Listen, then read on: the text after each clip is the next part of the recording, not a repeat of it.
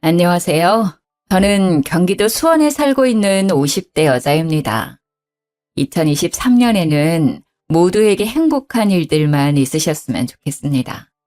여러분들은 살아가면서 이렇게 항상 인사를 나누어도 사실은 삶의 무게가 가볍지만은 않다는 것을 너무도 잘 알고 계실 거라 생각해요. 저만 해도 매년 열심히 살아보자 행복한 일들이 올 거라고 상상하며 희망차게 살아왔지만 꼭 제 뜻대로만 사라지는 게 인생은 아니더라고요. 하지만 제 예상과 다른 일들로 인해 더 행복하고 더 감사하고 더 즐겁게 되는 순간들도 꽤 많았어요.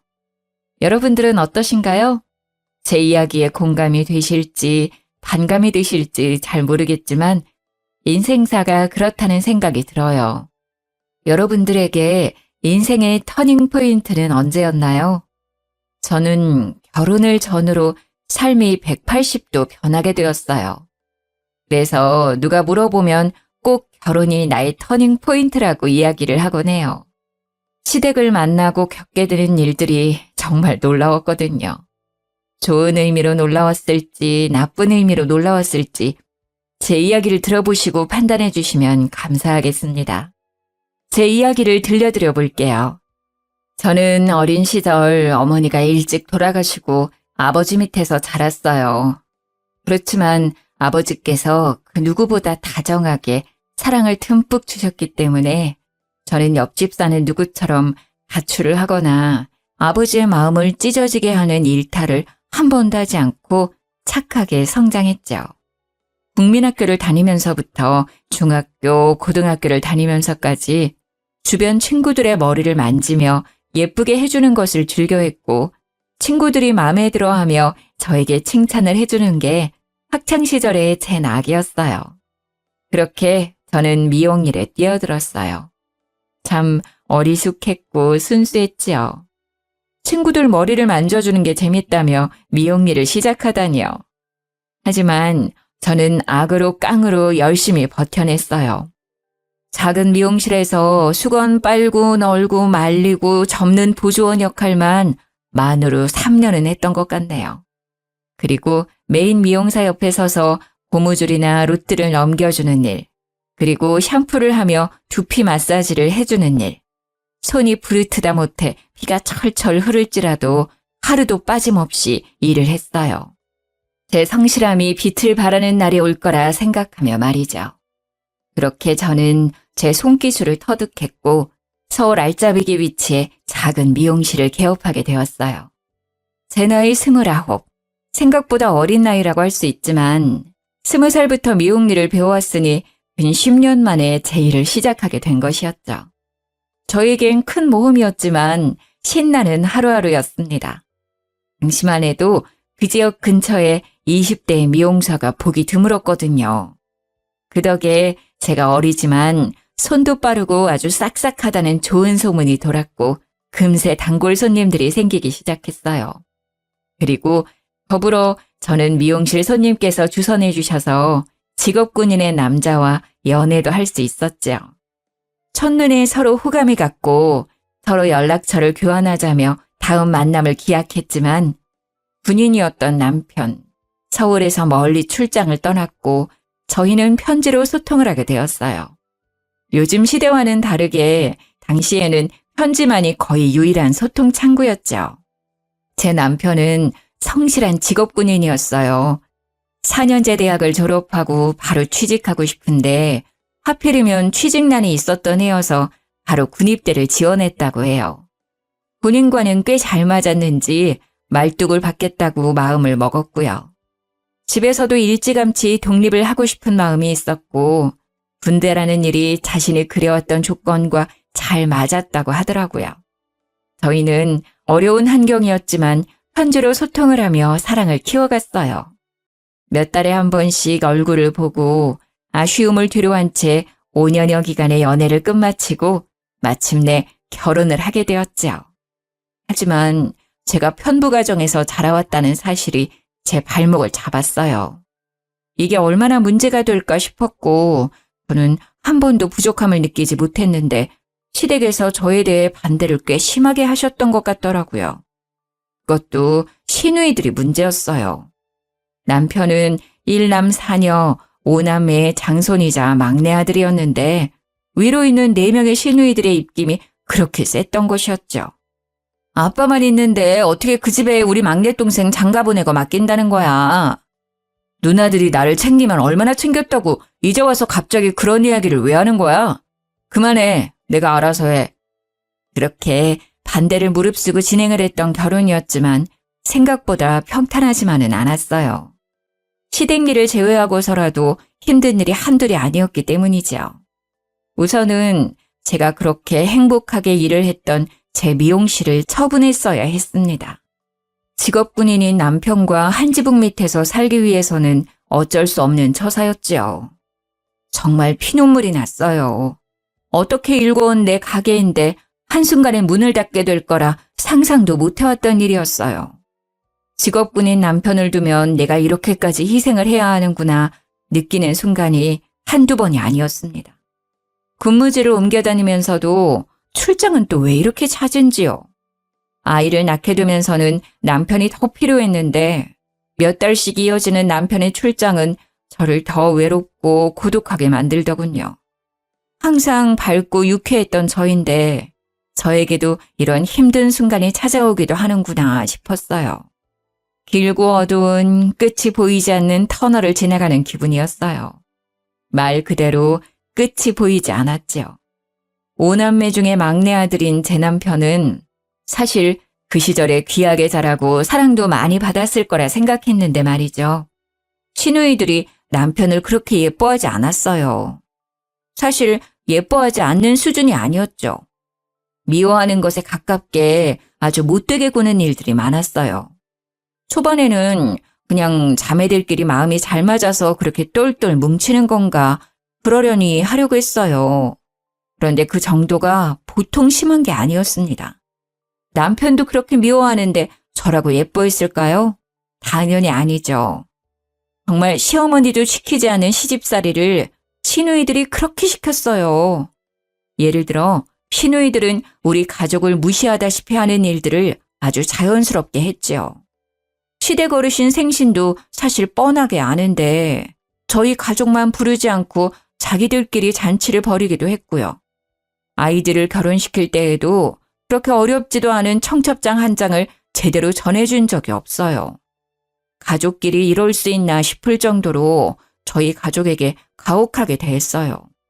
저와 제 남편은 성인이니 그렇다고 쳐도 애들한테는 그러지 말아야 한다고 생각하는데 말이죠.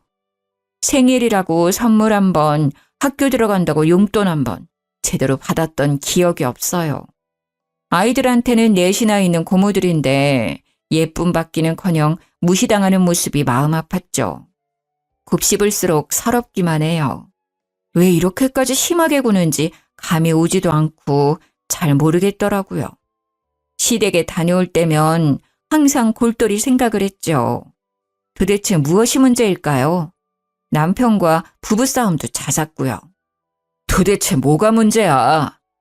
신우들 해도 너무하잖아. 진짜 창피해서 어디 말도 못하고. 당신한테 말하는데 그게 뭐 잘못이야? 어쨌든 내 누이들인데 그렇게 말 함부로 하면 내가 뭐가 되겠어? 내 체면은 생각 안 해? 아니, 체면이 밥 먹여 살려줘? 우리 가족 무시당한 건 당신 체면 아니야? 이미 체면은 다 날아간 지 오래구만. 왜 이제 와서 그런 이야기를 하냐고. 내 편 좀 들어주면 어디가 덧나? 당신 기분 나쁠 만한 상황이고 우리 무시당하고 살아온 게 한두 번이야?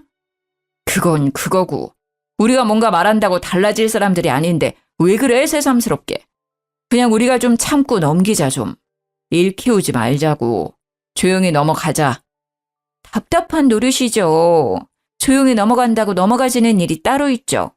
시누이들은 우리 가족들을 눈앞에 두고도 없는 사람 취급을 하는데 아이들은 커가고 가족 행사에 참여를 안 할 수도 없고 한다고 해도 이런 대우를 받는다는 건 저로서는 납득이 되지도 않았습니다. 그런데 남편은 제대로 제 편도 들어주지 않으니 속이 썩어 들어가는 것 같았어요. 너무 열받고 화나서 당시에 마음 좀 다스려 보겠다고 하지도 않던 요가원도 끊고 명상을 하기도 했었어요. 당연히 제 화병은 나아질 기미가 보이지 않았고 우라통은 터져갔어요. 그래도 버틸 수 있었던 힘은 시어머니 덕분이었어요. 시어머니께서 유달리 저와 저희 가족을 예뻐하셨기 때문이에요. 시누이들이 괴롭히고 난리를 쳤어도 시댁 식구들을 원망하더라도 시어머니를 보며 버틸 수 있었어요. 시댁 식구들 중에 어머니께서 아이들을 봐줬던 경우는 없었어요. 독립적으로 각자 빚지지 않고 살아야 좋은 거라며 신념처럼 아이들을 봐주시지 않으셨던 것 같아요. 그렇지만 저희 아이들의 경우 막둥이가 낳은 새끼들이라며 저희 부부가 가장 고생이 많다며 아이들을 봐주시기도 하고 여러모로 도움을 많이 주셨어요.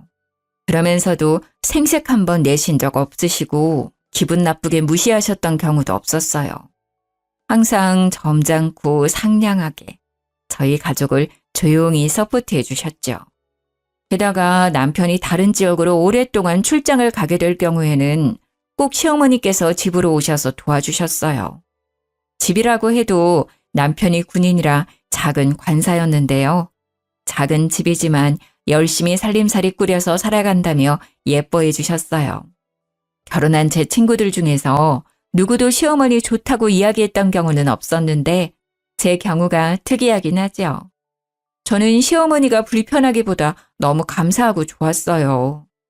특히 저의 경우에 어머니의 부재 속에 유년 시기를 겪어와서 그런 건지 시어머니가 도와주시고 챙겨주시는 것들이 하나하나 다 좋았고 감사하더라고요.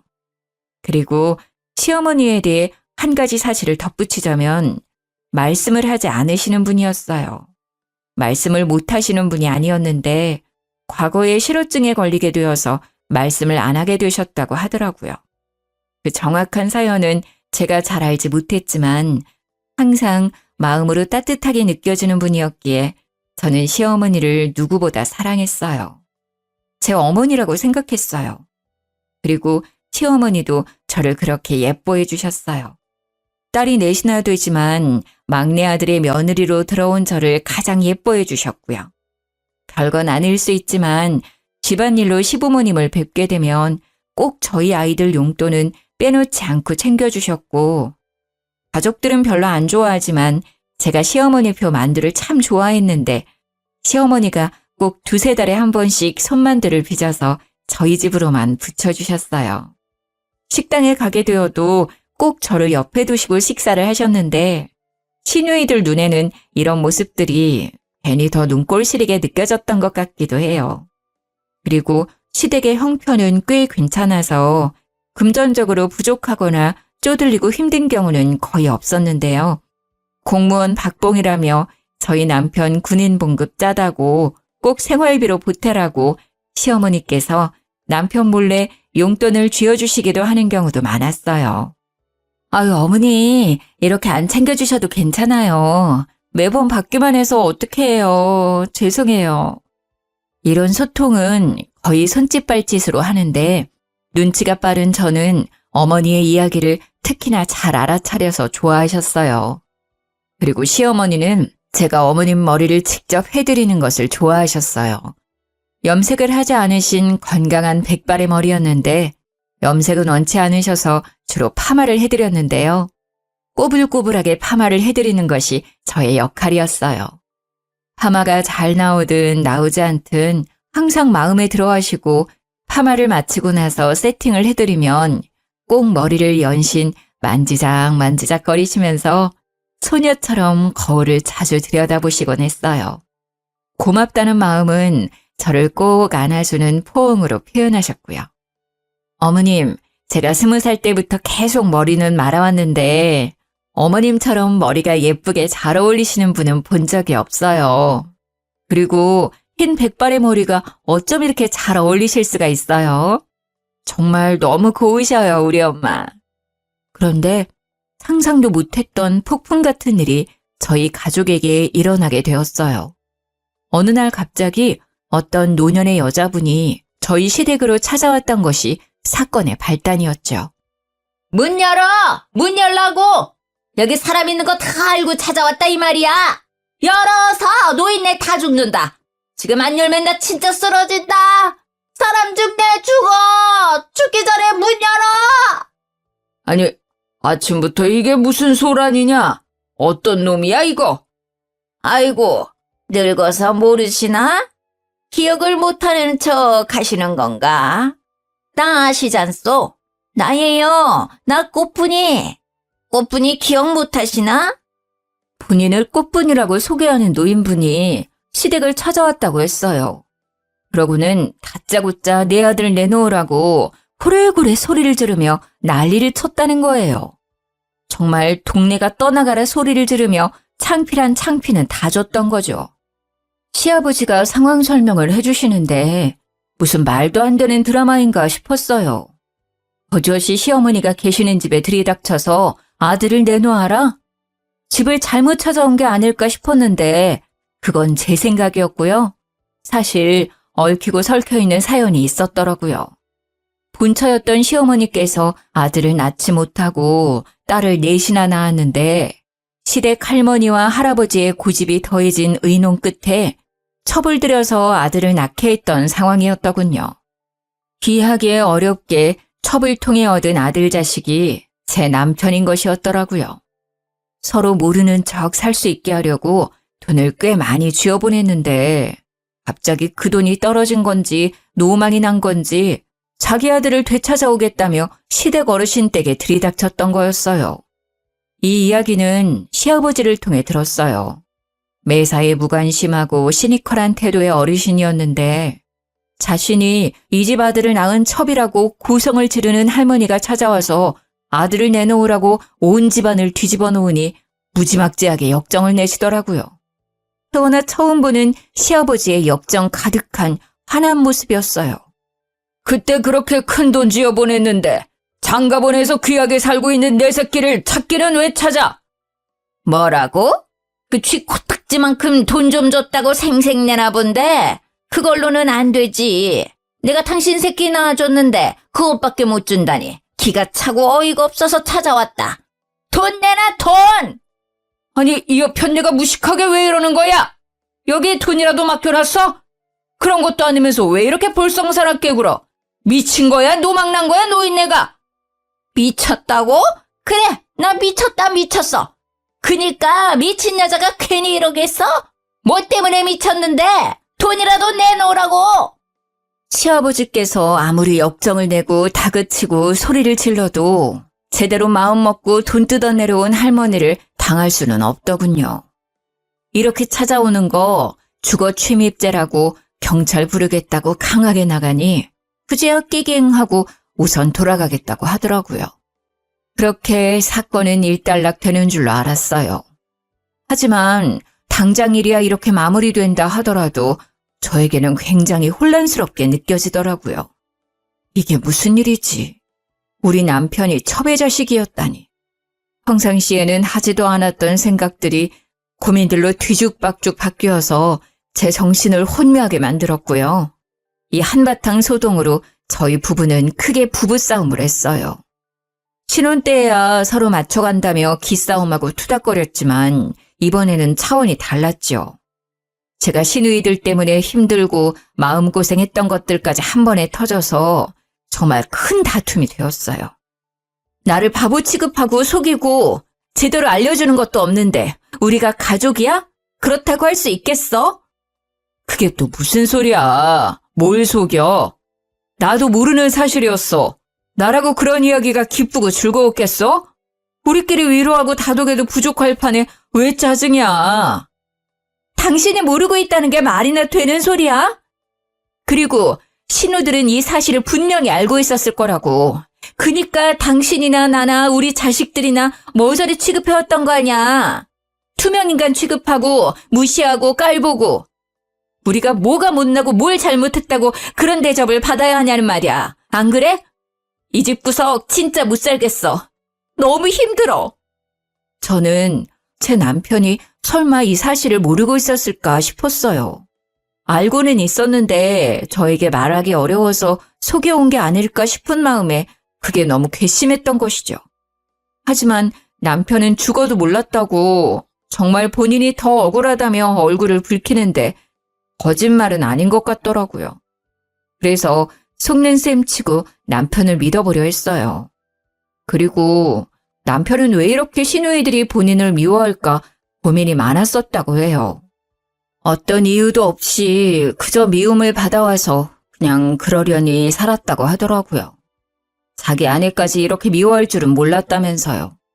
어린 시절 부모님이 간식을 사와도 부스러기 쪼가리를 주거나 주지 않는 경우가 많았고, 공부를 할 때도 저녁에 불을 켜고 공부하면 유난 떤다며 욕을 그렇게 들었다고 했어요. 게다가 어린 시절부터 꼭 그렇게 시누이들끼리 쿵짝짝이 잘 맞아서 본인을 왕따시키듯이 굴고 생일이라고 롤케이크라도 사주시면 한 조각도 받아먹지 못하고 생일 노래도 제대로 들어본 적이 없다고 했어요. 불쌍하더라고요. 남편에게 이런 과거가 있었다니. 왜 이야기를 하지 않고 이제와 이야기를 하냐고 나무랐더니 자신의 과오처럼 느껴져서 일부러 피하고 살았다고 하더군요. 어린 시절의 상처, 어떻게 보면 평생의 상처로 남기도 하는데 어린아이에게는 감당하기 힘들었을 경험들이 제가 모든 상황을 다 알고 듣지는 않았지만 참 안쓰럽더라고요. 아버지께서는 친아들이라 예뻐해 주시는 것이 그렇다 쳐도 어머니는 어떻게 당신을 예뻐하실 수 있었던 거냐고 물어봤어요. 남편 자기도 모르겠다고 하더군요.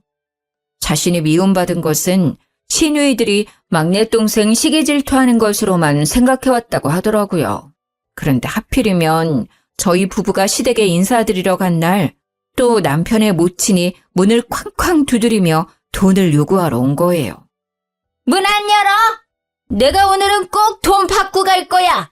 이런 더러운 인간들 돈도 안 주고 돈 내놔 돈! 동네 사람들 이 집구석이 아주 콩가루 집구석이에요. 동네 사람들 이거 다 하셔야 하는데 이 집 막내 아들이 사실은 내 새끼예요. 돈 내놓으라는데 귀한 아들 데려다 놨더니 돈도 안 주고 노인네들이 아주 노망났어요. 이 집 노인네들. 당혹스럽고 무서운 마음에 졸아서 아이들만 껴안고 있었네요. 시어머니를 바라보며 어떻게 하죠? 어떡하죠? 한숨 섞인 걱정만 이야기했어요. 제 모습을 보던 시어머니의 눈빛이 갑자기 바뀌었어요. 그러고는 현관문을 열고 노인분을 마주했죠. 실어증이 있으셨던 어머님이 무척이나 근엄하고 또랑또랑한 목소리로 호통을 치셨어요. 당신 새끼가 도대체 여기 어디 있다는 거예요? 그때 다 버린 자식 아니었어요? 같이 키우자고 손 내밀었을 때는 거들 떠도보지 않고 그렇게도 매정하게 떠나더니만 이제 와서 돈 떨어졌다고 자기 새끼 찾는 부모가 어디 자기 새끼 낳은 부모라고 할 수 있겠어요? 알고 보니 시어머니께서도 시어머니의 어머니, 즉 시할머니와 의논을 하고 합의하에 아들을 낳기 위해 첩을 들이셨던 상황이었는데 그 첩이라는 사람이 알고 보니 완전 망나니 같은 사람이었고 따로 집을 내어줄 테니 아들을 키우라고도 부탁을 했었는데 자기는 남정네들 없이는 못 산다며 아들만 키우고는 살 수 없다고 발목 잡히기 싫다며 돈을 받고 떠났던 상황이었어요. 저희 시어머니라고 아주 신나고 달갑게만 이 상황을 받아들이신 건 아니었죠. 아들이 없어서 받게 되는 끝이 나지 않는 구박과 시댁살이에 지쳐서 첩을 들이자는 것에 찬성을 했던 것이었죠. 그런 시어머니가 참 가엾게 느껴졌어요. 첩이라는 노년의 여자분과 실랑이를 했어요. 어떻게 말씀을 하셨어요? 어머니, 정말 너무 대단하세요. 전 무서워서 벌벌 떨기만 했잖아요. 너희들, 혹시 어떻게라도 별까 해서 그랬던 거지. 얘야, 나는 아직도 말을 하는 것이 서툴고 어렵구나. 어머니는 지금도 말이 잘 안 나오고 얼어붙고 설명하고 말을 하는 게 머리가 쭈뼛 서는 일이라고 하셨어요. 하지만 그 노인이 자식들을 해코지라도 할 수 있겠다는 생각에 강하게 말씀하셨다고 하더라고요. 사실 시어머니도 정말 무섭고 떨리는 상황이었을 텐데 실어증을 기적적으로 극복하시면서까지 저희를 보호해 주셨다는 게 정말 감동이었어요. 이후로 그 노인분은 찾아오지 않으셨어요. 아마 시아버지께서 따로 불러서 해결을 보신 것 같더라고요. 돈을 그렇게 많이 요구를 했다고 하더군요. 예전에는 조용히 뒤에서 돈을 받아갔던 상황이었는데 해도 너무하다 싶어서 아버님께서 그만하라고 말씀을 드렸다가 이 사달이 난 거였고요. 아들을 자기 자식처럼 생각을 했더라면 아들한테 미안해서라도 저렇게 행동은 못할 것 같은데 말이죠. 아들 자식을 볼 면목이 없지 않을까 했는데 정말 노인분은 돈만 챙겨서 조용히 사라지셨더라고요. 경제적인 어려움을 겪고 있는데 빠르게 나아질 것 같지 않은 모습에 조금 정말 불우이웃을 돕는다는 마음으로 도와드렸다고 전해 들었네요. 참, 저희 시부모님도 천사죠. 저라면 소송이라도 걸고 크게 혼내줄 것 같은데. 어쩌면 내 아들의 친모라는 타이틀이 마음에 걸려서 그렇게 모질게 굴지도 못했던 것 같아요. 하지만 중요한 건 제 남편 마음이 말이 아니었다는 점이었죠. 자신이 알고 보니 어머니의 아들이 아니라는 사실에 충격을 먹었어요. 그렇지만 남편을 위로해 준 사람은 다름 아닌 시모였어요. 실어증이 있으신 지 오래였지만 아들 내외를 위해 용기를 내어 말씀을 하셨고 그 이후로 꾸준한 연습 끝에 짧게 말씀이 가능해지셨어요. 그러고는 저희 아들 내외를 이전보다 더 챙겨주셨어요. 제 남편이 안쓰럽게 느껴졌던 것이겠죠. 내 아들이다. 네가 어떻게 생각하든 너는 내 아들이니 스스로 귀하게 생각해야 해. 이렇게 제 남편을 위로하는 말씀들을 참 많이도 해주셨어요. 남편은 오히려 묵묵하게 눈물을 훔치는 경우가 많았어요. 그렇게 예뻐해 주시고 위로까지 전해주시는 어머니가 세상에 어디 계실까요? 남편은 복도 많죠. 어머니께서 배 아파서 낳으신 딸들보다도 저희 남편을 예뻐해 주시고 챙겨주시니 말이에요. 시누이들이 이 상황을 곱게 보지 않았죠. 당연히 시누들은 득달같이 달겨들어서 그렇게도 왈가왈부 이야기를 많이도 했어요. 시누이들은 자기들이 비밀을 보장해서 그래도 그동안은 이 사실을 모르고 살지 않았냐며 우리 덕분에 좋았던 시절이 있었다고 이제 그 시절은 다 가서 어떻게 하겠냐고 비꼬는 이야기들만 계속했어요. 첩자식이 꾸린 가정인데 잘 지내봤자 얼마나 잘 지내겠냐며 모욕적인 언사는 기본이었어요. 시누이들이 어떻게 한 명도 빠짐없이 그렇게 못되게 굴 수 있을까요? 우리 사실 다 알고 있었는데 조용히 눈 감아온 거야. 알지? 그니까 우리 덕에 좋은 시절 지냈던 거지. 그 사실을 미리 알았어 봐라. 결혼이라도 제대로 할 수 있었겠냐? 아주 양가 집안에서 난리 쑥대밭이었겠지. 안 그래? 그니까 말이야. 고마운 줄 알아야지.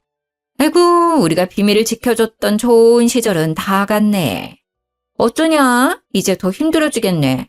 우리 집안 자식도 아니고 첩의 자식인데 일곱째.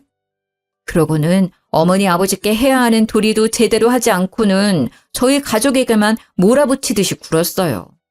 엄마네 집 가봤어? 세탁기 하나 새로 해드려야 하지 않겠어? 추석 선물 그게 뭐야? 우리는 그렇다 쳐도 우리 엄마 아들씩이나 되고 뭐 하나 제대로 된 거 사드린 적 있나? 생각 좀 해라. 너무하지 않냐? 엄마 아빠한테 맨날 받기만 하는 것도 부끄러운 줄 알아야지. 저는 그저 시누이들 앞에서는 주눅 들고 작아질 수밖에 없었어요.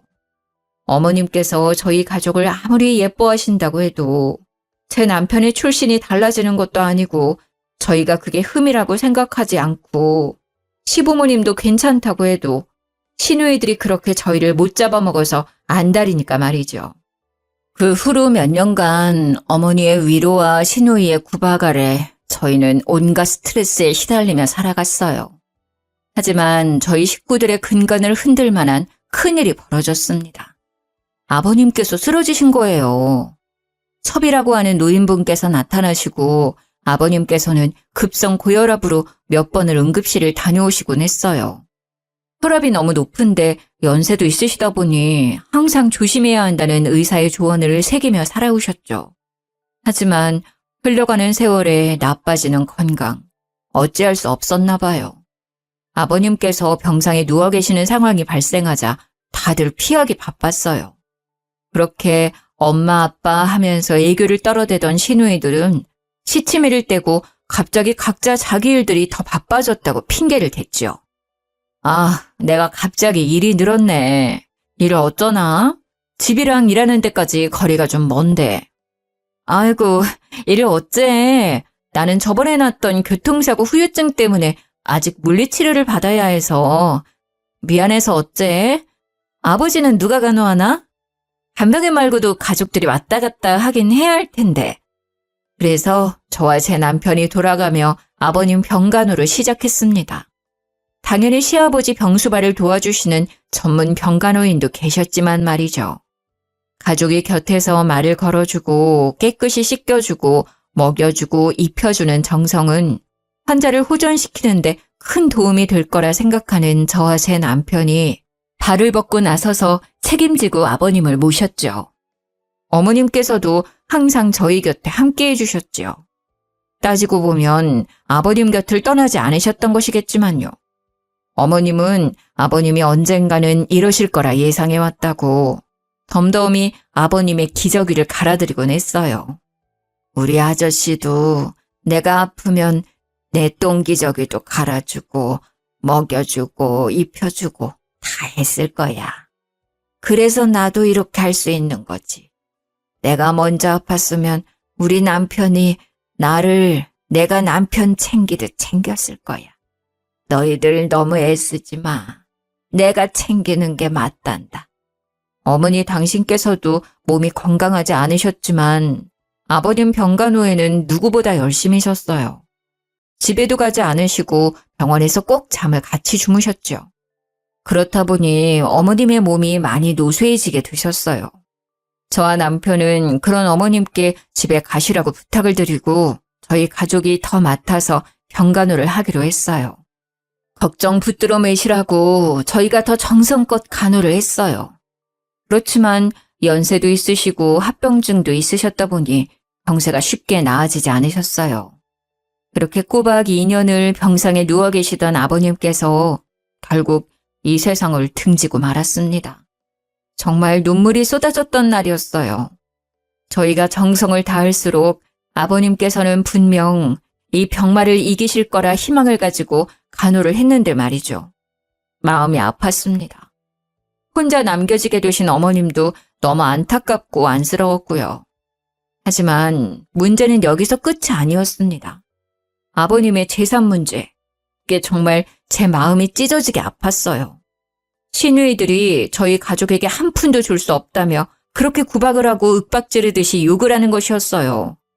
마음 다해 병간호를 한 상황까지 매도하며 아버지 재산이 탐나서 그런 거라고 하더군요. 너희 가족들 이럴 줄 알고 병간호하겠다고 나선 거지? 다 알고 이랬던 거구나? 아주 고단수야 고단수. 우리 아빠 돈 어떻게든 해먹으려고 아주 죽자 사자 그렇게 지극정성이었구만. 아무리 그래도 그렇지 재산이 탐난다고 내 시간과 에너지를 써가면서 거동이 어려우신 노인을 꼬박 2년간 병간호를 할 수 있을까요? 그리고 저는 미용일, 남편은 군대 일을 하면서 말이죠. 그리고 저희도 아이를 키우고 육아도 집안일도 없었던 게 아닌데 말이에요. 저는 그냥 이 돈 더러워서 안 받고 말지 싶었는데 남편은 그게 아니었나 봐요. 여보, 내가 이거 돈 때문에 이러는 건 줄 알아? 나도 아빠 자식이야. 난 자식으로서 인정받고 싶어. 이거 포기 못해. 아버지의 돈이 탐난다는 것보다 아버지께 진짜 자식으로서 인정받는 길이라는 생각이 들었나 봐요. 항상 누이들의 기세에 죽어서 살아왔던 남편이 웬일인지 지지 않고 받아치며 본인이 받을 수 있는 유산에 대해 주장을 했어요. 누이들 알겠는데 나도 아버지 자식이야. 그거 분명하다고. 그래, 다들 잘나신 거 알겠는데 아버지 아프셨을 때 누가 아버지 병수발했어? 제대로 와서 아버지 화장실 가시는 거라도 도와준 적 있어? 휠체어라도 끌어서 외출 도와드린 적 있냐는 이 말이야. 아무것도 안 한 누이들이랑 곁에서 임종까지 시키면서 눈물로 병간호한 나랑 누가 더 자식 노릇했다고 생각해? 아니, 머리에 피도 안 마른 놈이 어디서 대들긴 대들어. 너희 줄 돈 없어. 여기 사인해. 사인해야 깔끔해지는 거야. 이렇게까지 말 안 하려 했는데 첩의 자식이라 상종 안 하려다 그래도 동생 대접 좀 해줬더니 기어오르네. 우리 아버지는 우리 위에 자산을 남기신 거지 첩의 자식까지 챙기시려고 자산 남기신 건 아니라고 본다. 너도 동의하지 않니? 아니, 난 동의 못해요. 절대 사인 못해. 아니면 소송 가요. 나 어쨌든 어떻게 봐도 아버지 아들로 호적상은 다 등록되어 있어. 뭐가 문제인지 나는 모르겠어. 내가 사실 더 받으면 더 받아야지. 시누이들 입김에 구박에 못 살겠는데 살아온 인생은 어떻고 불쌍한 우리 아버지 병간호 아무도 안 해주는데 나랑 내 와이프가 한 거는 누가 생각해주나? 나 포기 못해. 안 해. 그러니 돌아가요. 그렇게 제 남편은 강하게 자신의 자식으로서의 역할과 도리를 들어 자식으로 인정받기 위해 갖은 노력을 했어요. 시누이들은 끝까지 상속 포기각서를 들이밀며 사인하라고 깡패라도 불러야겠냐며 난리를 피워댔고요. 어떻게 해서든 남편을 구워 삶으려 했지만 결국 저희 남편은 그 각서에 사인하지 않고 소송으로 넘어가게 되었어요. 가족끼리 이렇게 재판장에 서게 된 상황은 마음이 무겁고 좋지 않았지만 남편이 원하는 바는 분명히 이룰 수 있었어요.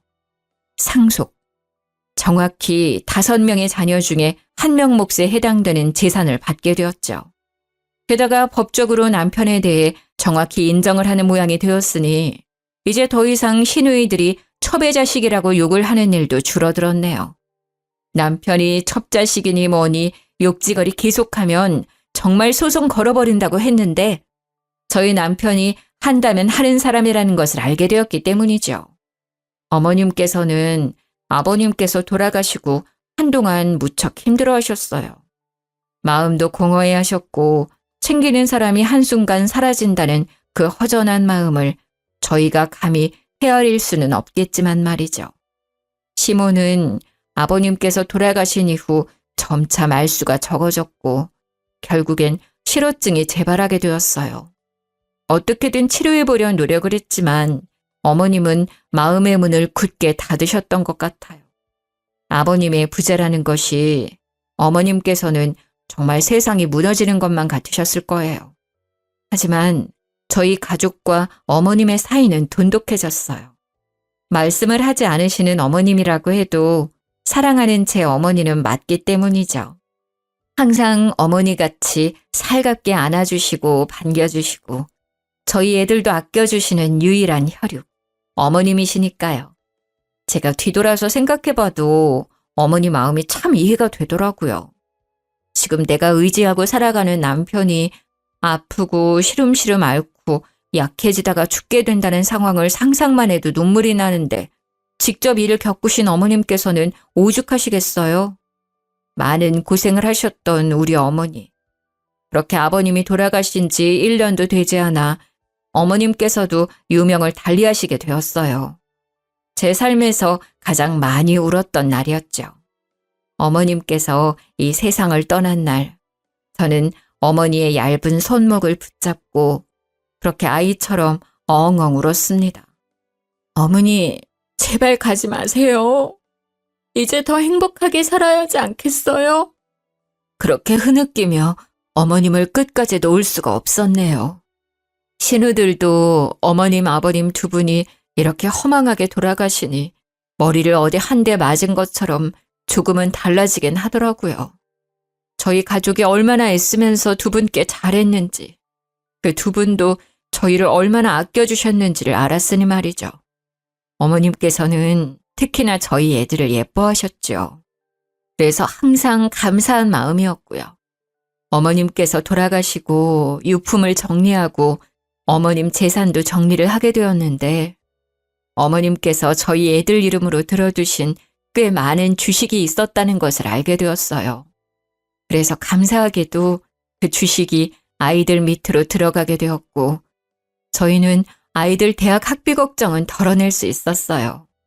참, 돌아가시면서까지 저희 가족을 마음속에 품고 사랑해 주시는 어머님의 마음.